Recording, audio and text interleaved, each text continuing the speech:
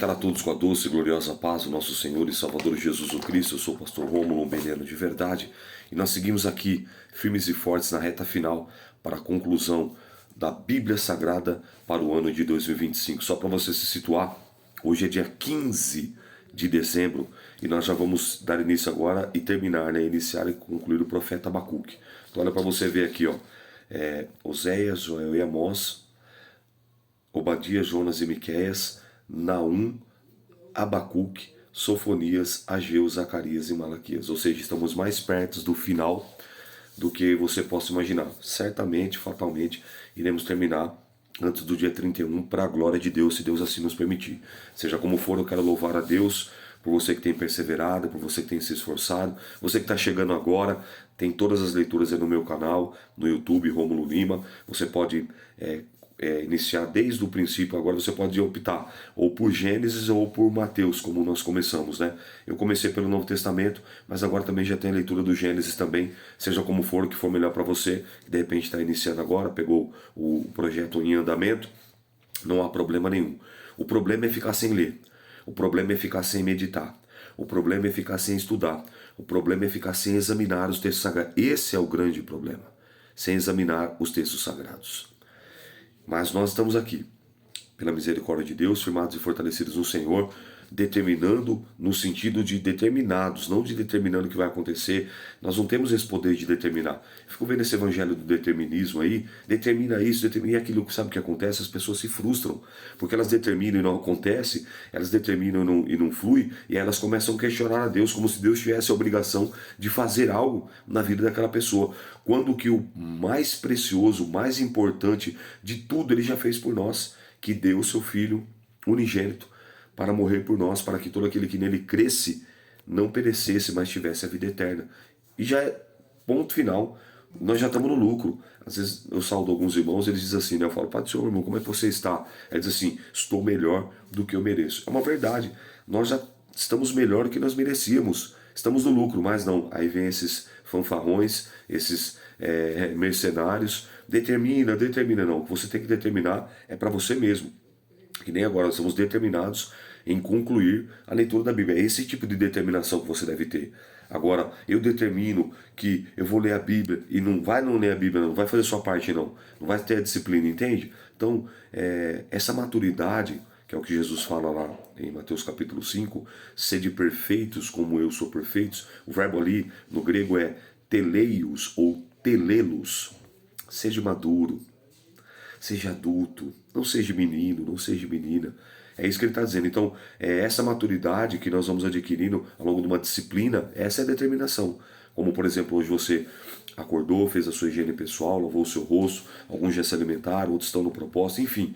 Essa é a determinação. Aí tomou o teu banho, vai tomar. É a disciplina que você tem diária do seu dia a dia. É a mesma coisa com as coisas do Senhor. Porém, as pessoas hoje têm invertido os valores. Elas têm tratado melhor, com mais dedicação, com mais aplicação, com mais esmero, com mais afinco, com mais amor, as coisas seculares, as coisas do mundo, do que as coisas espirituais, as coisas de Deus.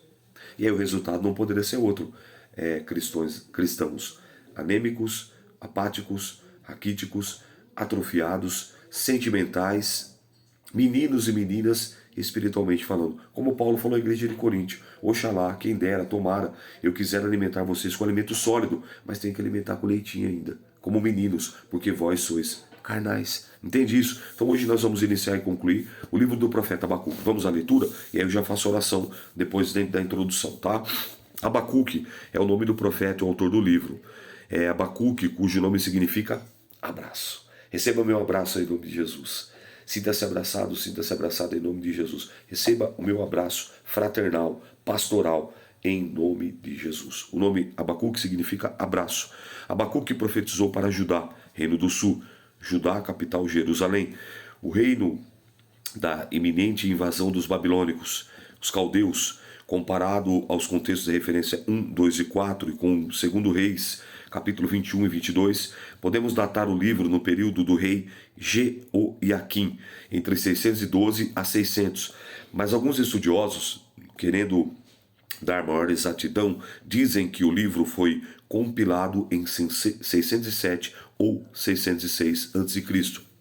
Abacuque 3,19, aparece para indicar a associação do autor como a música que dá a entender que talvez ele fosse um levita. Entre os assuntos abordados está a invasão dos caldeus ou dos babilônios, que levou o profeta a uma profunda ligação sobre o problema do mal, como Deus poderia permitir tal coisa, e clamava pela justiça divina diante de tanta iniquidade. O capítulo 3 é uma teofania, uma manifestação de Deus inspirada em sua presença majestosa no Monte Sinai. Conforme Êxodo 19, no final do capítulo, é uma das mais belas expressões do amor incondicional a Deus. Sua declaração, na referência 2 e 4, pode ser considerada uma das mais importantes da história eclesiástica, citada pelo apóstolo Paulo em Romanos 1,17. Viria a se tornar o grande lema da Reforma Protestante, ocorrida no século XVI, em resgate ao espírito da mensagem cristã. Esse texto aqui, como falamos, né, ele está aqui no Novo Testamento e está no Velho Testamento também, que é que o justo viverá pela fé. Segundo todo o contexto histórico da Reforma Protestante, o monge luterano, Martinho Lutero, se deparou com esse texto. E uns falam que foi Romanos, outros falam que foi Gálatas, outros falam que foi Abacuque. Nós não podemos afirmar e precisar com toda certeza, com toda clareza, aonde foi certamente que ele leu. Alguns falam que foi Romanos, outros falam que foi Gálatas, outros falam que foi Abacuque. Seja como for, olha a importância desse texto. O justo viverá pela fé. Paulo escrevendo aos Coríntios, 2 Coríntios capítulo 5, verso 7, ele fala assim, nós andamos por fé e não por vista, porque a fé é o firme fundamento das coisas que se espera, a prova das coisas que não se vê. Eu creio pela fé, então eu vou perseverar. Então o justo, ele viverá pela fé, ele acredita, ele não olha pelo que ele vê, pelo cenário, pelas circunstâncias que ele está vivendo. Perceba isso. Então vamos à leitura. Eu vou aqui na minha tradicional, fiz a introdução com a apologética, e vou na minha porque tem alguns textos marcados aqui na minha velha guerreira, e eu quero situar com você.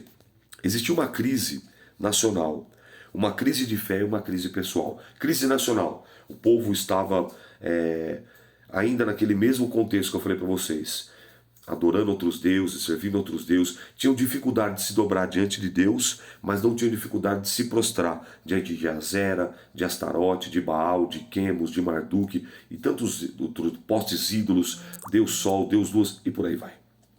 Preste atenção.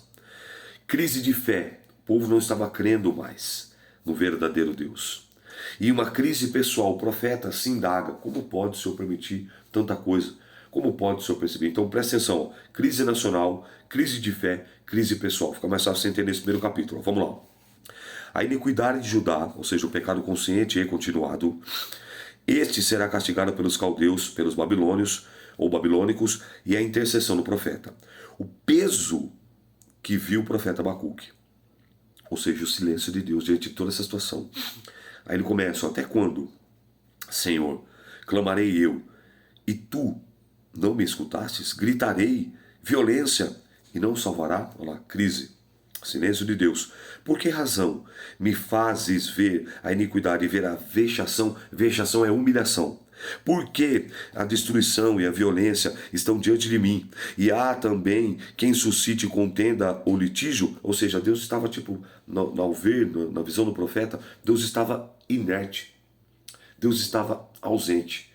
Mas na realidade não, isso aqui era uma vontade permissiva de Deus. Se você é meu aluno ou minha aluna no curso teológico, você vai aprender sobre as vontades de Deus. A vontade diretiva, a vontade proibitiva, a vontade permissiva ou concessiva de Deus. Então aqui era a vontade permissiva ou concessiva. Deus não estava aprovando, mas ele estava permitindo. Ele estava consentindo. Por quê? Porque Deus nos deu algo chamado livre arbítrio, livre poder de decisão, livre poder de escolha. Entende? Então, ou seja, você pode fazer e escolher o que você quiser. Agora, a colheita, ela é obrigatória. Gálatas 5, de Deus não se zomba, não erreis, Deus não se deixa escarnecer. Tudo aquilo que o homem semear, certamente ele ceifará, ele colherá. Entende? Então, não era uma inação de Deus. Deus estava permitindo. Por essa causa, a lei se afrouxa, o profeta falando. E a sentença nunca sai, porque o ímpio cerca o justo, e sai o juízo pervertido. Vede entre as ações, e olhai, maravilhai-vos, admirai-vos, porque realizo em vossos dias uma obra, que vós não crereis quando for contada, porque eis que suscito os caldeus, nação amarga e apressada, que marcha sobre a largura da terra, para possuir moradas não suas. Horrível e terrível é. Dela mesmo sairá o seu juízo e a sua grandeza. Os seus cavalos são mais ligeiros que os leopardos, mais perspicazes do que os lobos. E à tarde, os seus cavaleiros espalham-se por toda parte. Sim, os seus cavaleiros virão de longe, voarão como águias e se apressam à comida. Eles todos virão com violência. Os seus rostos buscarão o oriente, e eles congregarão os cativos como areia, e escarnecerão dos reis, e dos príncipes farão zombarias. Eles se rirão de todas as fortalezas, porque amontoando terra se tomarão. E então passará como um vento, e pisará, e se fará culpada, atribuindo este o poder do seu Deus, com letra minúscula. Não é tu, desde sempre, ó Senhor, meu Deus, meu santo, nós não morremos, nós não morreremos, ó Senhor. Para juízo o puseste, tu, ó rocha, o fundaste para castigar. Tu és tão puro de olhos que não podes ver o mal, e a vexação não podes contemplar. Por que, pois, olhas para os que procedem traiçoeiramente, ou na sua versão aí, ó, aleivosamente? E te calas quando o ímpio devora aquele que é mais justo do que ele? Farias os homens como peixes do mar, como os répteis que não têm quem os governe? Ele a todos levanta com anzol, apanha-o com a sua rede, e os ajunta na sua rede varredora. Por isso ele se alegra e se regozija. Por isso sacrifica a sua rede, e queima incenso a sua draga, porque com elas se engordou a sua porção, e se engrossou a sua comida. Porventura, por isso, esvairá a sua rede? Não deixaria matar os povos continuamente? Então você vê que ele vai questionando a Deus tudo o que estava acontecendo. Olha, Senhor, estamos vendo o que está acontecendo assim, ele está colocando diante de Deus. Ele está apresentando a questão diante de Deus. Agora, preste atenção. Os caldeus serão castigados e o seu futuro. Agora, preste muita atenção. Capítulo 2. Sobre a minha guarda estarei, e sobre a fortaleza me apresentarei e vigiarei, para ver o que fala comigo, e o que eu responderei quando eu for arguido, ou seja, censurado, repreendido. Então o Senhor me respondeu. É muito válido, meu irmão, se de repente você está passando por um momento de descontentamento. É muito válido, minha irmã, se de repente você está passando por um momento de questionamento, de crise. Como o profeta aqui estava passando, uma crise nacional, uma crise de fé e uma crise pessoal. Você externar, você colocar para fora e não ficar com palavras formais.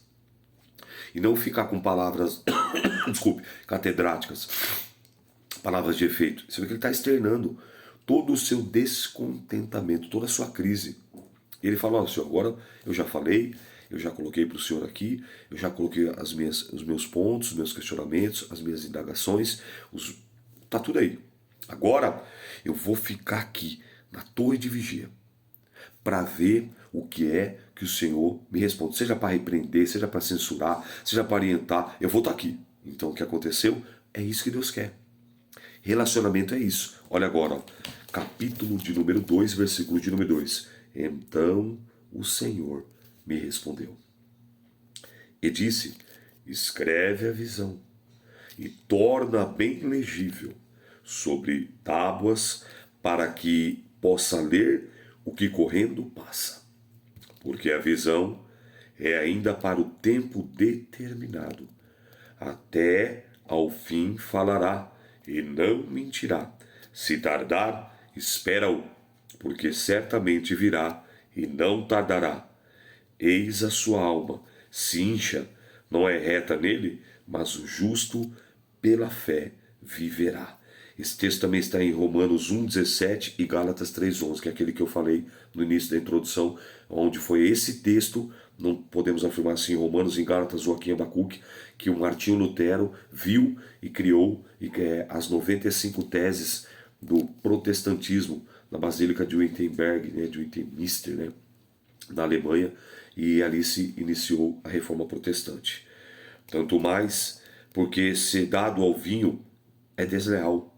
Um homem soberbo que não convém o alarga como sepulcro o seu desejo, e como a morte que não se farta, ajunta a si todas as nações e congrega a si todos os povos. Não levantarão, pois, todos estes contra ele uma parábola? E um dito agudo contra ele, dizendo: ai, daquele que multiplica o que não é seu. Até quando? E daquele que carrega a si mesmo de dívidas? Não se levantarão de repente os que te hão de morder? E não se despertarão os que hão de abalar? E não lhe servirá tu de despojo, visto como despojaste a muitas nações, todos os mais povos se despojarão? A ti, por causa do sangue dos homens e a violência para com a terra e a cidade, e todos os que habitam nela, ai daquele que ajunta em sua casa bens mal adquiridos, para pôr o seu ninho no alto, a fim de se livrar da mão do mal. Presta atenção. O primeiro fenômeno que vai acontecer aqui, é que ele ouviu a voz de Deus. O segundo fenômeno que vai acontecer aqui, quando ele apresenta as suas alegações, ele teve a sua fé renovada.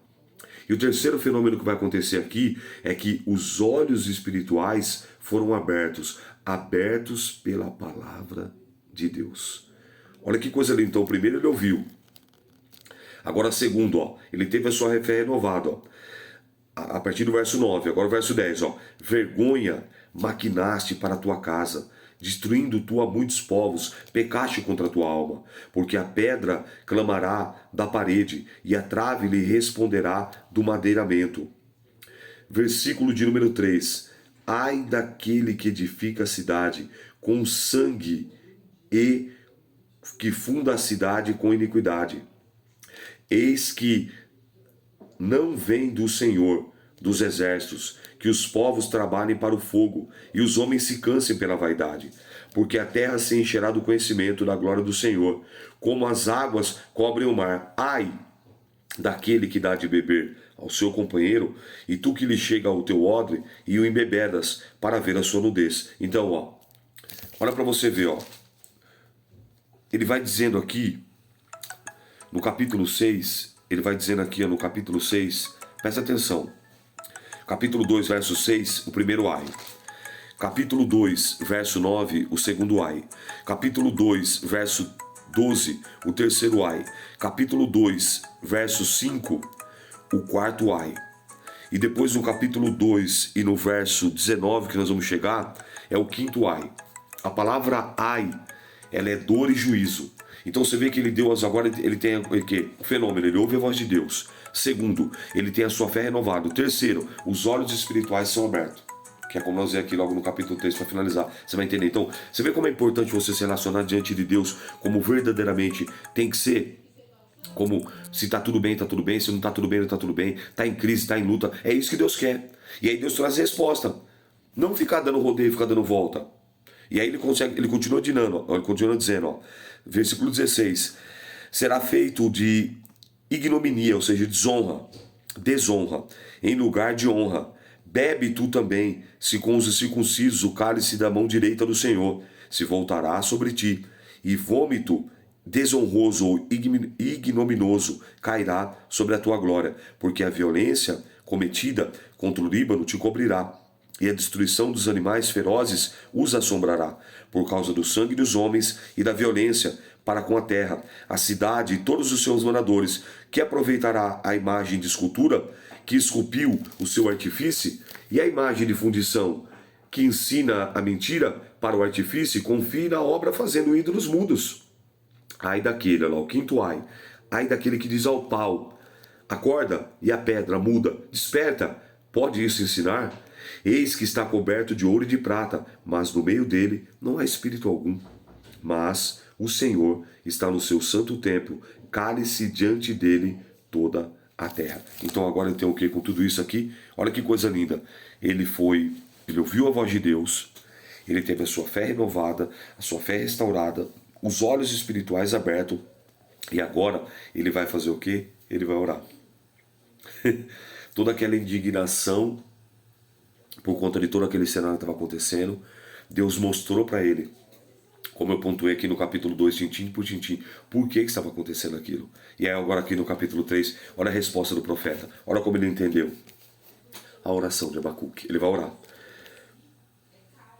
Oração do profeta Abacuque sobre Sigionote, ou seja, santificação significa essa palavra aqui. Ouvi, Senhor, a tua palavra e temi. Aviva é a única vez em toda a Bíblia Sagrada, nessas mais de 20 vezes que eu já li a Bíblia, e eu não achei outra vez nenhum texto, nem no Antigo, nem no Novo, nem no Primeiro, nem no Segundo Testamento, a palavra aviva. Dessa forma aqui não.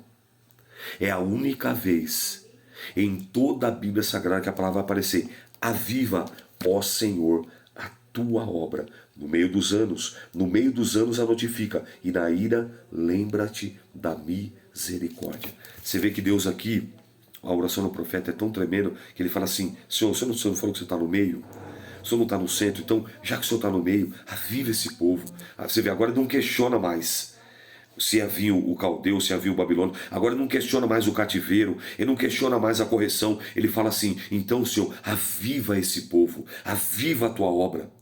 Você vê, aviva, assim como eu fui avivado, assim como eu fui renovado, assim como os meus olhos espirituais foram abertos, assim como os meus ouvidos espirituais foram abertos, eu ouvi a tua voz, que eles possam também ouvir a tua voz, que eles possam passar por essa renovação espiritual.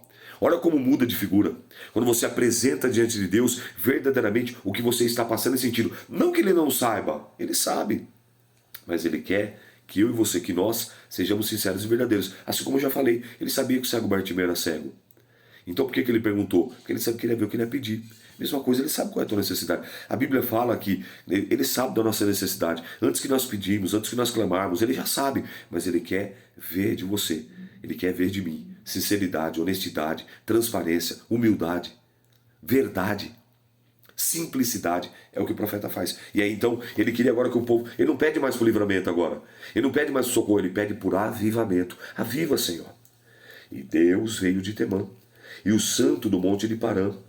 E a sua glória cobriu os seus céus. Para a terra encheu-se do seu louvor. E o seu resplendor era como a luz. Raios brilhantes saíam da sua mão, e ali estava o esconderijo da sua força. Adiante dele ia a peste, e raios de fogo sob os seus pés. Parou e mediu a terra, olhou e se deparou com as nações, e os montes perpétuos foram esmiuçados, e os outeiros eternos se curvaram. Outeiros é colinas, é monte. E os outeiros eternos se encurvaram. O andar eterno é seu. Vi as tendas de Cusã em aflições, as cortinas que da terra de Midian tremiam.